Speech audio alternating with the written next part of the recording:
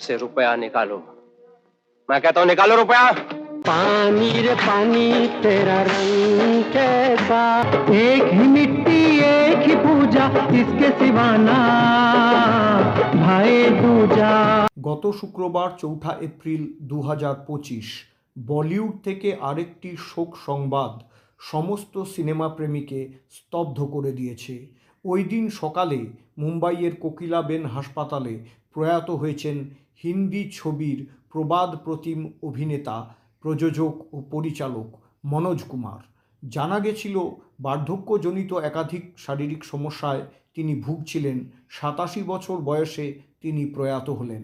এক সময়ে যিনি দেশভক্তির সিনেমার জন্য ভারত কুমার নামে ইন্ডাস্ট্রিতে পরিচিতি পেয়েছিলেন, তাকেই বড় পর্দা থেকে দূরে সরে যাওয়ার সিদ্ধান্ত এক সময়ে নিতেই হয়েছিল।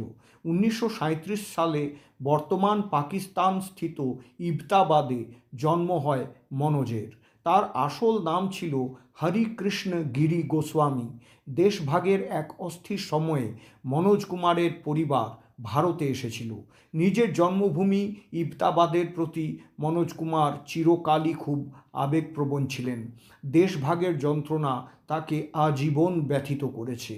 এক সাক্ষাৎকারে মনোজ বলেছিলেন, ফেলে আসা শৈশবকে সর্বদা নিজের অন্তরে বাঁচিয়ে রাখতে হয়। যার অন্তরে শৈশবই মরে গেছে তার তো অন্তর আত্মাই মরে গেছে। দিল্লির কলেজ থেকে পড়াশোনা শেষ করার পরেই মনোজ অভিনয় নিয়ে ক্যারিয়ার গড়ার দিকে ঝুঁকে পড়েছিলেন। কম বয়স থেকেই তিনি অভিনেতা দিলীপ কুমারের অত্যন্ত অনুরাগী ছিলেন। কানাঘুষো শোনা যায় যে প্রিয় অভিনেতাকে দেখেই নিজের নাম বদলে ফেলেছিলেন মনোজ। অভিনয়ের প্রতি আকৃষ্ট হয়ে ফিল্ম লাইনে স্ট্রাগল শুরু করেছিলেন যৌবনেই। ১৯৪৯ সালে প্রেক্ষাগৃহে মুক্তি পেয়েছিল শবনম নামের একটি হিন্দি ছবি। এই ছবিতে মুখ্য চরিত্রে অভিনয় করেছিলেন দিলীপ কুমার। এই ছবিতে দিলীপ কুমার অভিনীত চরিত্রের নাম ছিল মনোজ কুমার। সেই চরিত্রের নামানুসারেই পরবর্তীতে নিজের নামও বদলে ফেলেছিলেন মনোজ। পরবর্তীকালে নায়ক হিসেবে প্রতিষ্ঠা পাওয়ার পর দিলীপ কুমারের সাথে অভিনয় করেছিলেন আদমি এবং ক্রান্তির মতন সুপারহিট ছবিতে। ১৯৫৭ সালে মুক্তি পাওয়া ফ্যাশন নামের একটি ছবির হাত ধরে অভিনয় জগতে এসেছিলেন মনোজ কুমার। এরপরে সাহারা নামের একটি ছবিতে সেই সময়ের প্রবাদ প্রতিম নায়িকা মীনা কুমারীর সাথে বেশ কয়েকটি দৃশ্যে স্ক্রিন শেয়ার করার সুযোগ পান।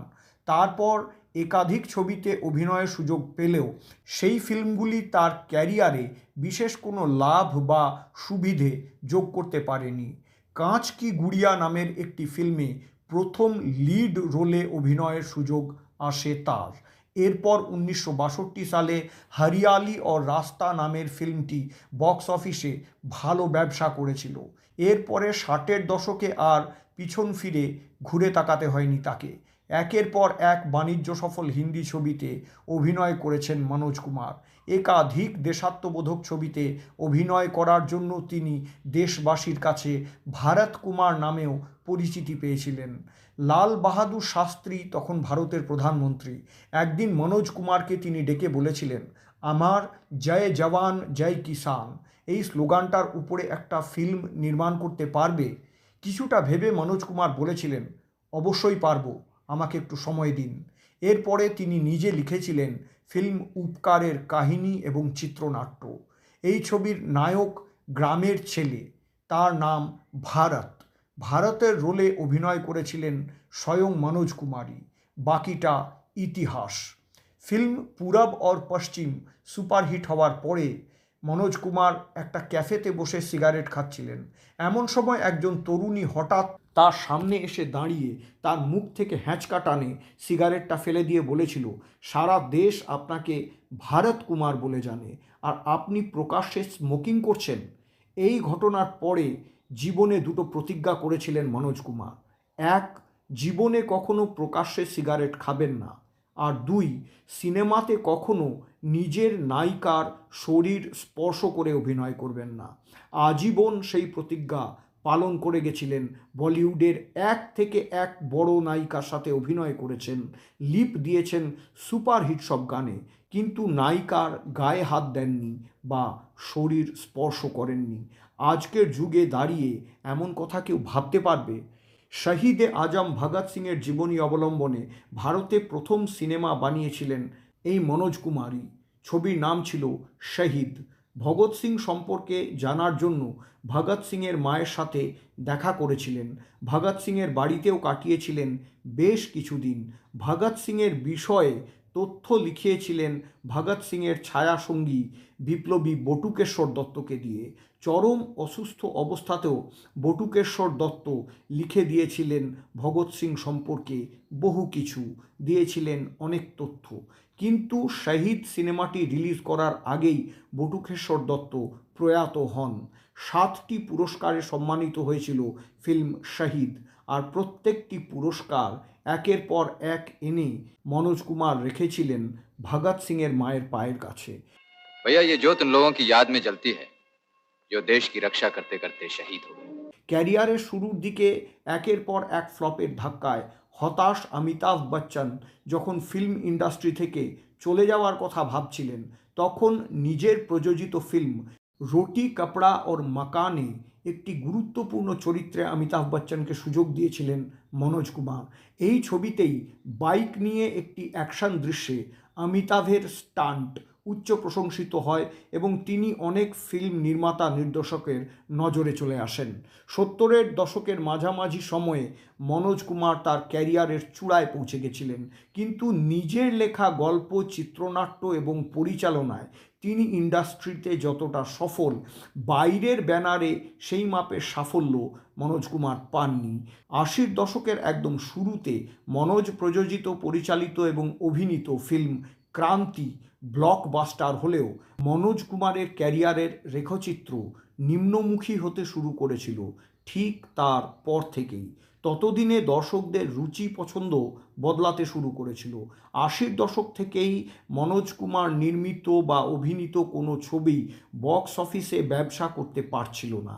এরপরে তিনি আস্তে আস্তে লোকচক্ষুর অন্তরালে চলে যান।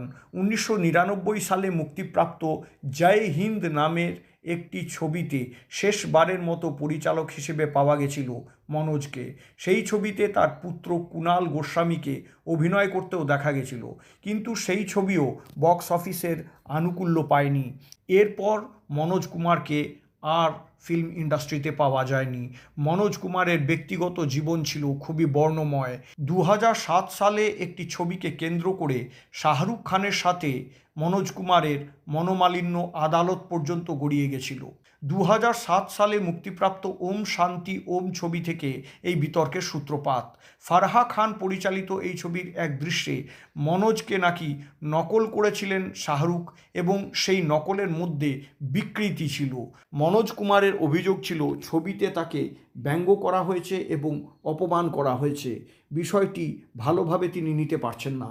2008 সালে ওম শান্তি ওম ছবির নির্মাতা এবং শাহরুখের বিরুদ্ধে 100 কোটি টাকার মামলা দায়ের করেছিলেন মনোজ।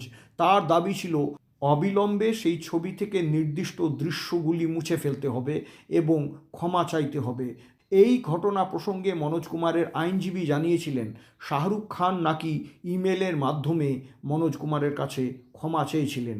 ওম শান্তি ওম ছবিটি জাপানেও মুক্তি পেয়েছিল, কিন্তু জাপানে মুক্তিপ্রাপ্ত সংস্করণে ওই বিতর্কিত দৃশ্যগুলি কিন্তু শাহরুখ খান রেখে দিয়েছিলেন।